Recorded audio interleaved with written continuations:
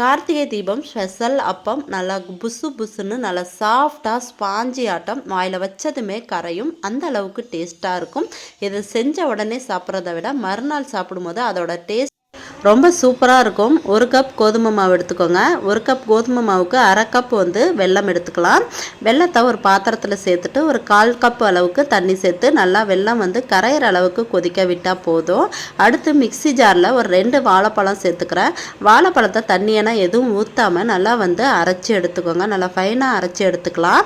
அடுத்து கோதுமை மாவில் ஒரு 2 டேபிள் ஸ்பூன் அளவு அரிசி மாவு சேர்த்துக்கிறேன். 2 டேபிள் ஸ்பூன் அளவு தேங்காய் சேர்த்துக்கோங்க.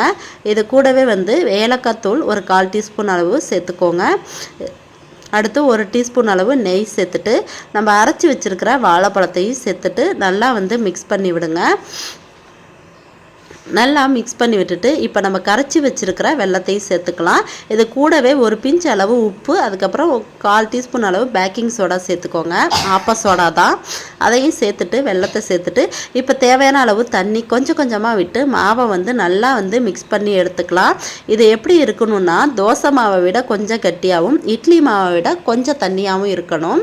அடுத்து எண்ணெய் நல்லா சூடாக காஞ்சதுக்கப்புறம் சூடான எண்ணெயில் நல்லா ஒரு கரண்டி அளவுக்கு மாவு எடுத்து அந்த மாவை எண்ணெயில் விட்டிங்கனாக்கா அழகாக இது போல் உப்பி வரும். உப்பி வந்ததுக்கப்புறம் நம்ம கரண்டியால் திருப்பி விடுங்க.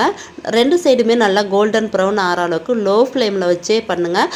ஃப்ளேம் அதிகமாக இருந்துச்சுன்னா நம்ம வெல்லம் சேர்த்துருக்கிறதுனால சீக்கிரமாக கருகிடும். அதனால் மீடியம் ஃப்ளேமில் வச்சுட்டு 2 சைடும் நல்லா கோல்டன் ப்ரௌன் ஆகிற அளவுக்கு பொரித்து எடுத்திங்கன்னா சூப்பரான அப்பம் ரெடி ஆயிரும். பார்க்கவே ரொம்ப அழகாக இருக்குது பாருங்கள். சாப்பிட்றதுக்கும் சூப்பராக இருக்கும்.